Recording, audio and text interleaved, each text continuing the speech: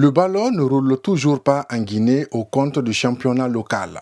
Une crise interne mine ce secteur depuis quelques semaines. 12 des 14 clubs engagés dans cette compétition exigent le versement intégral des arriérés de la subvention au titre de la saison dernière qui s'élève à 80 millions de francs guinéens par club. La plupart des clubs s'entraînent, vous payez le salaire, et puis la prise en charge médicale, la gestion quotidienne, c'est l'eau, c'est les entraînements, c'est les équipements, etc. C'est des charges énormes.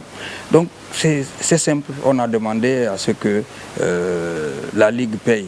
Le patron de la Ligue guinéenne de football professionnel invite les différents clubs à revenir sur leurs décisions pour sauver le sport roi en Guinée d'une saison blanche. Jamais on a donné autant de montant pour démarrer une saison. Il y a eu des saisons où la subvention a été divisée par deux. Il n'y a pas eu d'exigence, il n'y a pas eu de grève. Nous, cette saison, on démarre avec 35 ou 40 millions, qui est la moitié de ce que nous devons. Du coup, personne ne veut jouer. On va faire avec et nous allons trouver le reliquat à payer.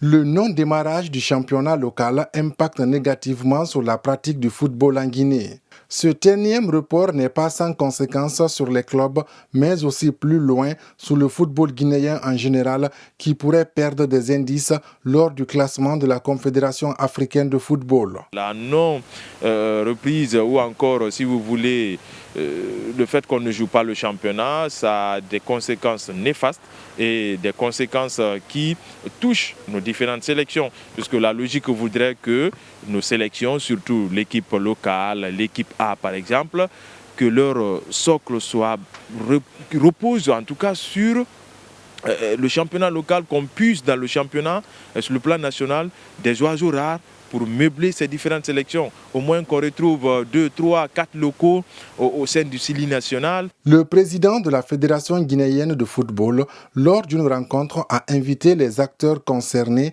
à trouver un consensus pour éviter que les instances du football africain ne prennent une décision en défaveur de la Guinée.